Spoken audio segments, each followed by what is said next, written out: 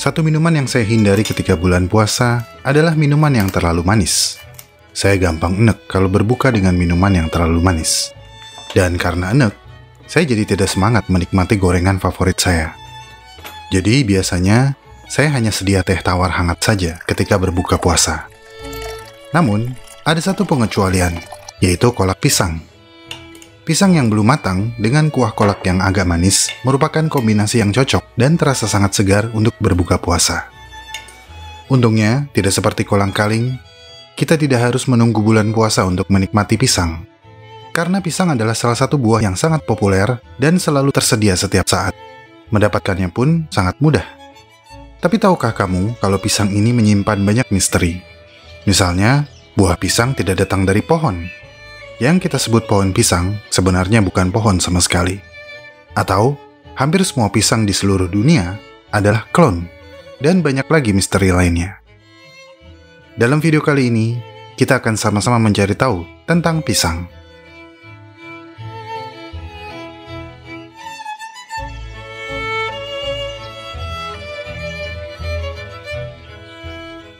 Kapan saja, di mana saja, kamu bisa menemukan pisang. Buah ini tidak kenal musim dan dapat kamu nikmati setiap saat kalau kamu punya uang. Namun, pisang yang sering kamu temui di pasar dan di supermarket ini disebutkan akan hilang dari peredaran dalam beberapa puluh tahun ke depan. Saat ini, para peneliti sedang melakukan beberapa eksperimen untuk menjaga agar pisang tidak menghilang. Perdebatan yang populer adalah ini semua akibat modifikasi genetik yang menghasilkan jenis pisang tanpa biji. Yang berarti tumbuhan pisang tidak lagi bereproduksi dengan gamet atau penyerbukan. Satu-satunya cara menumbuhkan kembali pisang adalah dengan tunas. Masalahnya, tunas dari jenis pisang yang telah dimodifikasi tersebut cukup rentan terhadap penyakit dan butuh perawatan khusus untuk bisa selamat hingga menghasilkan buah.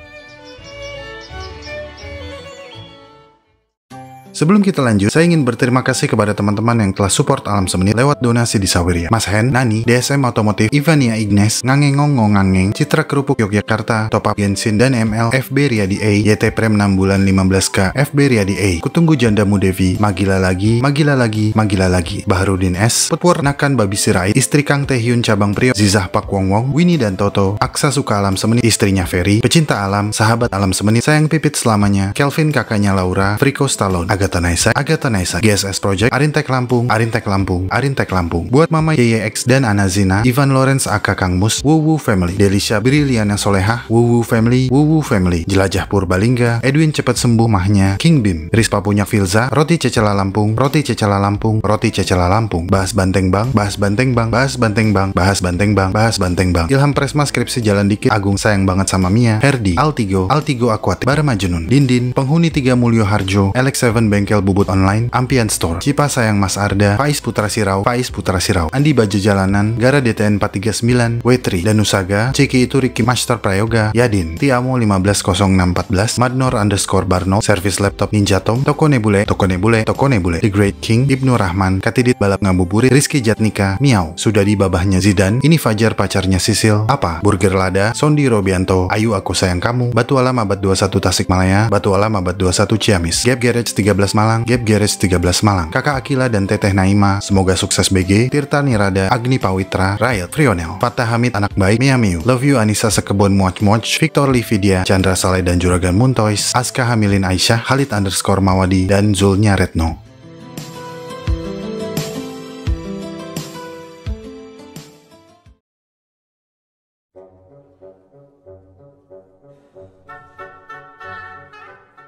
Menurut catatan sejarah, pisang adalah salah satu buah yang paling pertama dipanen manusia. Sejarahnya diyakini berawal pada 10.000 tahun yang lalu. Dan beberapa ilmuwan percaya bahwa pisang mungkin merupakan buah pertama yang dikultivasi. Pisang pertama diperkirakan tumbuh di wilayah yang meliputi Semenanjung Malaya, Indonesia, Filipina, dan Papua Nugini. Dari sini, para pedagang dan penjelajah membawa mereka ke India, Afrika, dan Polinesia. Ada catatan sejarah tentang pisang dari tahun 600 sebelum Masehi pada naskah suci Buddha yang dikenal sebagai Kanon Pali, yang menyebutkan tentang pedagang India yang bepergian melalui wilayah Malaysia telah mencicipi buah tersebut dan membawanya ke India. Pada tahun 327 sebelum Masehi, Ketika Alexander the Great dan pasukannya menginvasi India, beliau menemukan tumbuhan pisang di lembah India. Setelah mencicipi buah yang tidak biasa ini untuk pertama kalinya, beliau membawa dan memperkenalkan buah unik tersebut ke dunia barat. Pada tahun 200 Masehi, pisang telah menyebar ke Cina. Menurut catatan sejarawan Cina, Yang Fu, pisang hanya tumbuh di wilayah selatan Cina dan tidak begitu populer sampai abad ke-20 karena dianggap sebagai buah asing yang bentuknya aneh dan eksotis. Pisang yang kita nikmati saat ini sudah mengalami beberapa kali kawin silang dan memiliki penampilan dan rasa yang jauh lebih baik dari pisang liar yang mengandung banyak biji besar, keras, serta daging yang hambar. Pisang yang kita kenal sekarang mulai dikembangkan di Afrika sekitar tahun 650 Masehi melalui persilangan antara dua varietas pisang liar, yakni Musa acuminata dan Musa balbisiana. Dari proses ini, beberapa pisang menjadi tidak berbiji dan lebih mirip dengan pisang yang kita makan saat ini. Di dunia barat, pisang dikenal sebagai banana. Stuart? Banana. Banana. Sebagian besar sejarawan percaya bahwa para pedagang budak dari Arab adalah orang-orang yang pertama yang memberi nama banana ini. Pisang yang berasal dari Asia Tenggara ini dulu ukurannya tidak seperti yang kita kenal sekarang. Mereka berwujud kecil, kira-kira sepanjang jari orang dewasa. Maka, bangsa Arab menamakan mereka banana dari kata banan. Artinya apa, Bang Messi? Bahasa Arab untuk ujung jari. Namun menariknya, bahasa Arab untuk pisang adalah mus, yang juga merupakan nama genus dari pisang, yaitu Musa. Tapi ada pendapat lain kalau kata banana berasal dari Wolof, atau bahasa Afrika Barat yang digunakan oleh warga Senegal, Gambia, dan Mauritania. Dalam bahasa Wolof, pisang adalah banana. Tapi apalah arti sebuah nama? Anyway, perkebunan pisang pertama diperkirakan berawal dari aktivitas para pedagang dari Arab, Persia, India, dan Indonesia. Mereka mendistribusikan tunas pisang ke berbagai wilayah pesisir di Samudra Hindia antara abad ke-5 dan ke-15. Kemudian para pelaut Portugis bertemu dengan tumbuhan pisang di Afrika Barat dan mendirikan perkebunan pisang pada abad ke-15 di lepas pantai di Kepulauan Canary, antara abad ke-16 dan ke-19. Dari sana, tunas pisang diperdagangkan ke benua Amerika dan akhirnya mencapai Australia pada tahun 1800-an.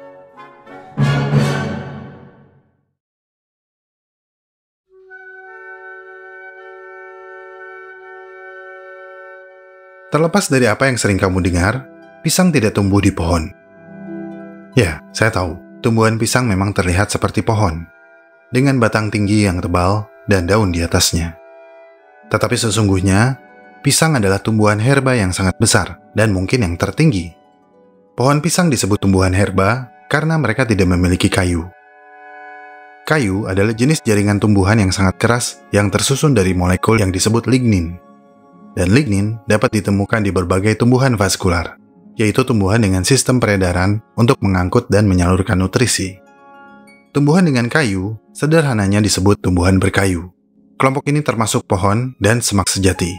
Sementara tumbuhan non-kayu disebut tumbuhan herbaceous atau tumbuhan herba. Tumbuhan herba tidak memiliki kayu yang keras sebagai struktur penyangga, dan mereka biasanya tidak tumbuh setinggi pohon sejati, kecuali pisang, menjadikannya tumbuhan herba terbesar di bumi. Batang pisang juga bukanlah batang pohon sejati. Batang yang populer dengan istilah gedebong pisang ini adalah sebuah struktur yang disebut pseudostem atau batang semu, yang tersusun dari banyak lapisan jaringan daun yang padat. Saat tumbuhan pisang mencapai tinggi penuh, batang ini menjulur ke atas dan akan membentuk inflorescence atau perbungaan, di mana buah akan tumbuh. Batang semu yang kokoh ini memungkinkan tumbuhan pisang tumbuh dengan proporsi yang mirip seperti pohon pada umumnya, meskipun tanpa kayu. Bahkan batang dari varietas pisang yang biasa kita makan sebenarnya bisa tumbuh hingga setinggi 9 meter. Tapi di pedalaman hutan New Guinea, ada spesies pisang yang disebut Musa ingens yang dapat tumbuh lebih tinggi lagi. Batang semunya bisa selebar 2 meter di pangkal dan tinggi maksimalnya dapat mencapai 15 meter. Dan batang semu itu tidak hanya tinggi, tapi juga cukup kuat untuk menahan tandan pisang yang diperkirakan seberat 60 kg. Bagaimana bentuk pisangnya? Pasti sangat panjang dan besar. Tapi segera setelah selesai berbuah, mereka akan layu, rontok, dan mati. Ini sebagian besar karena tidak adanya keberadaan kayu, yang tidak hanya dapat melindungi keseluruhan struktur, tapi juga memungkinkan mereka berdiri tegak dari tahun ke tahun. Bang, pohon pisang di Binjai makin punah ya bang. Wis bang, sebelumnya salam dari Binjai. Ini adalah Paris Fernandes, pemuda asal Binjai yang sebelumnya ngetop lewat konten TikTok yang menampilkan dirinya sedang meninju pohon pisang hingga roboh, menebang pohon pisang dengan tinjunya.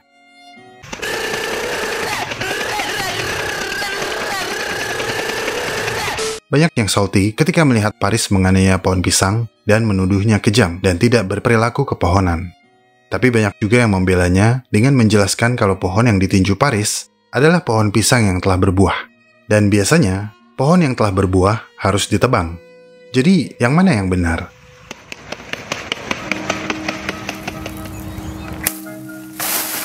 Seperti yang telah saya sebutkan, batang pohon pisang sesungguhnya adalah pelepah atau daun yang berlapis-lapis alias pseudostem. Tubuh utama pisang ada di rizoma atau umbinya, yang sering disebut bonggol pisang. Bonggol ini akan terus menghasilkan tunas baru. Nah, tunas lama yang telah tumbuh tinggi biasanya akan layu dan mati setelah berbuah. Jadi kebanyakan petani akan menebangnya agar tunas baru bisa cepat tumbuh besar dan menghasilkan buah. Jadi, Paris mungkin telah membantu petani untuk menebang pohon pisang yang telah berbuah. Jadi, meskipun pisang bukan pohon dan tidak dapat berdiri tegak selama bertahun-tahun, pisang memiliki siklus kehidupan yang menarik. Membuka banyak pengetahuan baru yang selama ini ternyata keliru. Dan mungkin belum banyak yang mengetahui kalau pisang yang kita makan adalah pisang hasil rekayasa genetik, buah mutan, yang keberadaannya mungkin tidak akan lama lagi di dunia ini.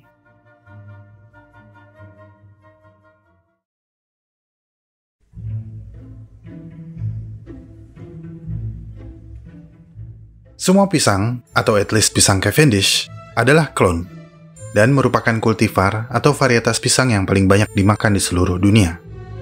Pisang ini secara genetik identik satu sama lain, namun keberadaan mereka saat ini terancam musnah oleh fungi. Pisang Cavendish yang dibudidayakan bereproduksi secara aseksual melalui proses yang dikenal sebagai parthenogenesis, yang secara harfiah berarti kelahiran perawan. Seperti yang sudah kita ketahui, sebagian besar tumbuhan memiliki bagian jantan dan bagian betina pada bunga, yang berkembang biak melalui proses penyerbukan. Penyerbukan dapat dilakukan dengan berbagai macam cara, seperti angin dan bantuan lebah. Sebenarnya, ada cara untuk membuat kultivar pisang baru jika penyerbukan dilakukan secara manual. Tapi tingkat keberhasilannya rendah, dan kalaupun berhasil, sulit untuk mengetahui apakah pisang baru tersebut akan terlihat bagus, memiliki rasa enak, dan memiliki ketahanan yang tinggi dan pertumbuhan yang mudah. Jadi, kebanyakan pisang tidak dikembangkan dengan penyerbukan. Para petani pisang akan memilih tunas dari bibit yang mereka kenal bagus dan menanamnya di tanah baru. Seperti yang sudah dijelaskan di awal, buah pisang liar dulunya punya biji. Bahkan beberapa pisang memiliki lebih banyak biji daripada dagingnya, seperti pisang kelutuk. Tapi karena manusia adalah makhluk yang pilih-pilih, buah pisang dimodifikasi secara genetik, dikawin silangkan agar bijinya semakin mengecil dan akhirnya menghilang. Sama halnya seperti jeruk tanpa biji, semangka tanpa biji, bahkan durian tanpa biji. Nah, pisang yang beredar di pasaran sekarang umumnya adalah pisang hasil rekayasa genetik yang tidak memiliki biji. Contohnya Cavendish. Mereka adalah klon, memiliki genetik yang sama. Dan karena semua pisang Cavendish memiliki genetik yang sama, jika ada satu penyakit yang menyerang satu tumbuhan pisang, maka tumbuhan pisang yang lain akan terpengaruhi. Jika satu parasit atau fungi dapat membunuh satu tumbuhan pisang, maka akan berpotensi membunuh setiap pisang jenis yang sama. Dan ini pernah terjadi sebelumnya pada pisang Gros Michel. Pisang yang harganya lebih murah, berukuran lebih besar, memiliki rasa yang lebih manis, dan tekstur yang lebih keras daripada pisang Cavendish. Pisang Gros Michel hampir punah pada tahun 1950-an. Pelakunya adalah fungi yang sangat menular yang disebut Fusarium oxysporum. Penyakit ini sangat terkenal dan dijuluki sebagai wabah Panama. Dalam waktu sekitar 10 tahun, wabah Panama menjangkiti semua pisang Gros Michel di seluruh dunia. Dan jika manusia tidak mengembangkan dan beralih ke pisang Cavendish, industri pisang mungkin akan berakhir dengan pisang Gros Michel. Pisang Cavendish adalah jenis pisang premium yang dikembangkan oleh William Cavendish dan Joseph Paxton pada tahun 1826 dan disempurnakan di Inggris pada tahun 1829. Jenis pisang Cavendish mulai diproduksi massal pada tahun 1903, tapi tidak populer sampai wabah Panama menjangkiti pisang Gros Michel. Kemudian pisang Cavendish menjadi pisang yang menghiasi toko buah dan supermarket, karena meskipun tidak sebesar dan tidak seenak Gros Michel, pisang Cavendish terbukti kebal terhadap wabah Panama, jenis penyakit yang paling mematikan pada saat itu. Selain itu, kulit pisang Cavendish lebih tebal dari Gros Michel, sehingga mampu bertahan dalam perjalanan yang jauh ketika diekspor. Namun pada tahun 2013, muncul strain baru dari wabah Panama yang kembali menginfeksi Cavendish. Menurut sebuah penelitian yang diterbitkan di jurnal PLOS Pathogens pada bulan November 2013, jenis baru dari wabah Panama ini dikenal dengan Tropical Race 4 atau Panama TR4, atau cukup TR4 aja. Wabah ini diduga berasal dari Taiwan, menyebar ke Cina, Indonesia, Malaysia, Australia, dan Filipina, dan kini telah mencapai Timur Tengah hingga Afrika. Wabah TR4 di Afrika sangat memprihatinkan, karena di banyak wilayah di Afrika, pisang bukan hanya suguhan yang enak, mereka adalah tanaman pokok, dan merupakan komponen utama ketahanan pangan nasional. Dan yang lebih buruk lagi, TR4 juga dapat menginfeksi varietas pisang Afrika lainnya, yang banyak diantaranya ditanam sebagai tanaman subsisten oleh keluarga pedesaan yang sangat menggantungkan hidup mereka pada panen pisang tersebut. Tapi apa yang membuat TR4 ini begitu berbahaya? Fusarium oxysporum adalah fungi yang menyebar melalui tanah. Jika kamu pikir tanah tidak bisa membawa penyakit, kamu salah. Karena tanah adalah surga bagi mikroorganisme. Sama seperti TR4 ini, yang menyebar melalui tanah dan menginfeksi tanaman melalui sistem akarnya. Dan yang lebih memperparah, fungi ini menghasilkan Chlamydospora atau spora dorman yang dapat tertidur dan tidak aktif di dalam tanah selama beberapa dekade. Jadi, menyingkirkan tanaman yang terinfeksi saja bukanlah solusi. Setelah tanaman tumbuh pada tanah yang terinfeksi oleh TR4, maka tanah tersebut tidak dapat digunakan lagi untuk menanam pisang sama sekali, mungkin untuk selamanya. Karena ada kemungkinan Chlamydospora masih tersisa di sana. Saking mudahnya menular, satu gumpalan kecil tanah yang nyangkut di kaki, di sendal, atau di sepatu kamu sudah cukup untuk membawa penyakit mematikan ini ke perkebunan yang baru. Setelah mendapatkan pengetahuan untuk mengatasi dan menghindari wabah TR4, negara produsen besar seperti India dan Cina berhasil menduduki peringkat penghasil pisang terbesar di dunia. Namun, untuk mengantisipasi hal yang terburuk, saat ini peneliti sedang mencari cara untuk mengembangkan pisang jenis baru yang lebih tahan penyakit.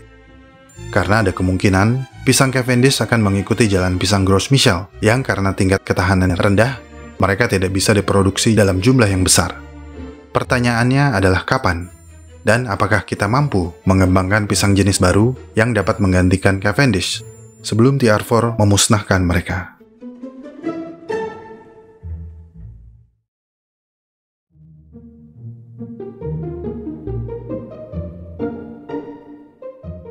Menurut Harvard Health dan American Medical Association, pisang adalah makanan super yang mengandung banyak manfaat bagi tubuh kita.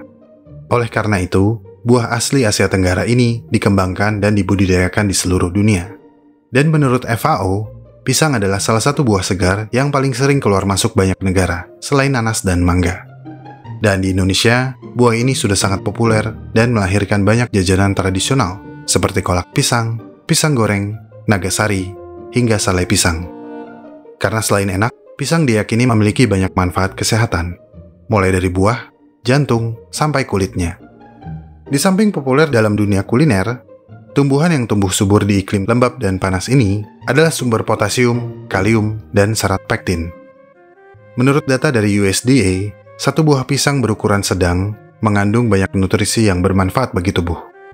Banyak, seperti 105 kalori, 88,4 gram air, 1,29 gram protein, 27 gram karbohidrat, 14,4 gram gula, 6,35 gram pati, 3,7 gram serat, 5,9 mg kalsium, 26 mg fosfor, 422 mg kalium, 31,9 mg magnesium, 1,18 mikrogram selenium, 10,3 mg vitamin C, 23,6 mikrogram folat atau vitamin B9, dan 30,7 mikrogram beta-karoten, serta dilengkapi dengan zat besi, zinc, tembaga, mangan, vitamin A, B1, B2, B3, B5, B6, kolin, omega 3, dan omega 6.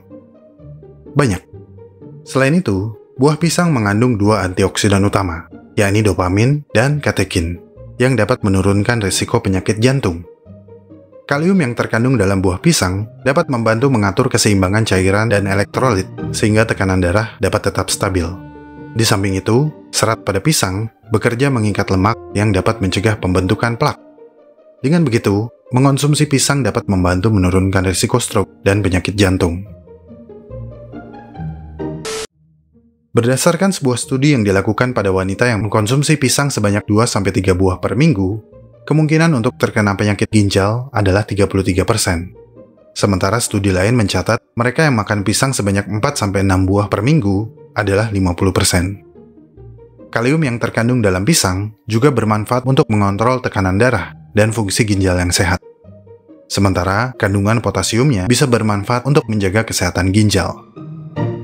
Kemudian, pisang dapat melancarkan masalah pencernaan seperti sembelit, memudahkan proses pembuangan sisa-sisa metabolisme, hingga meringankan kerja ginjal dalam membersihkan darah.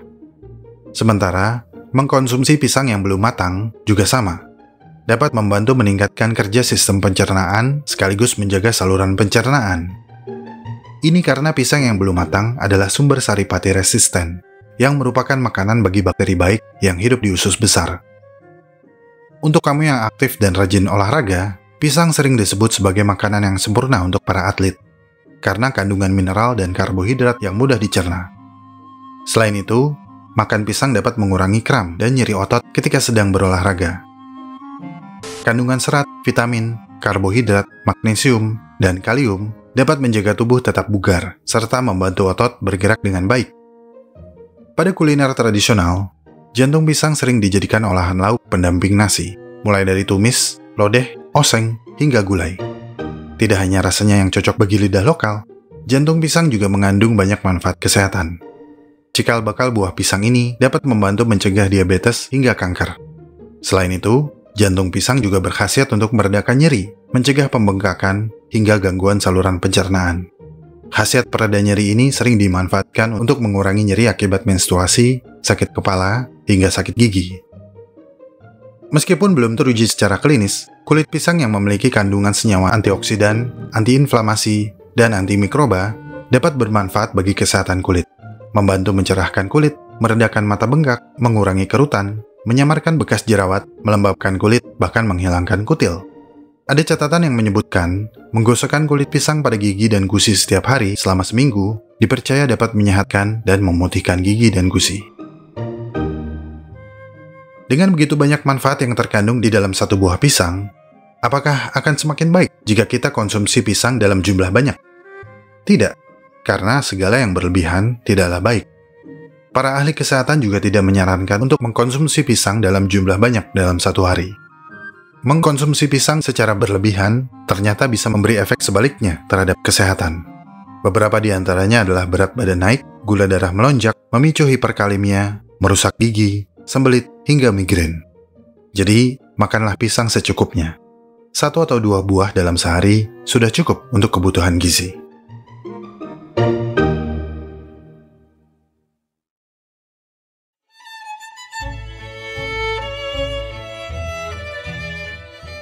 Berdasarkan buku katalog pisang yang ditulis oleh Ibu Yuyu Suryasari Purba dan kawan-kawan di LIPI, Indonesia dan beberapa negara di Asia Tenggara adalah pusat keragaman pisang dan memiliki banyak jenis dan kultivar yang tersebar hampir di seluruh wilayah.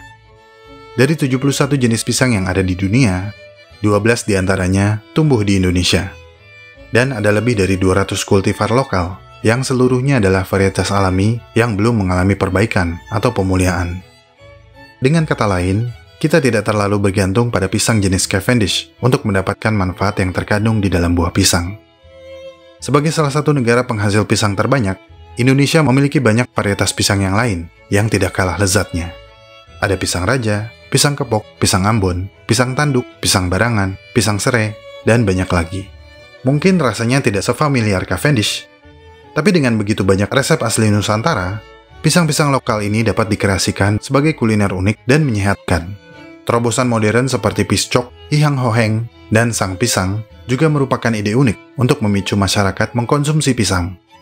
Dan dengan meningkatkan konsumsi pisang secara lokal, kita secara langsung membantu menambah pemasukan para petani Indonesia dan memicu mereka untuk lebih mengembangkan varietas pisang-pisang lokal agar tidak kalah pamor dengan pisang Cavendish. Salam dari Binjai.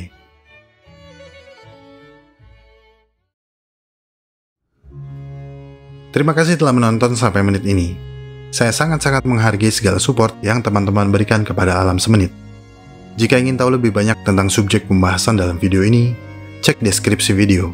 Di sana teman-teman bisa menemukan segala jurnal, literatur, dan referensi saya dalam menyusun naskah. Kepada teman-teman yang baru subscribe, selamat bergabung. Kepada teman-teman yang telah memberikan super thanks, terima kasih. Semoga apa yang disajikan Alam Semenit bisa membawa manfaat bagi kita semua. Jika suka dengan pembahasan dari Alam Semenit, like video ini dan share. Karena like dan share dari kamu akan membantu perkembangan channel ini. Ikuti perkembangan semua hal yang aneh, menjijikan, dan indah yang mengundang rasa ingin tahu kita semua. Sampai jumpa di video selanjutnya.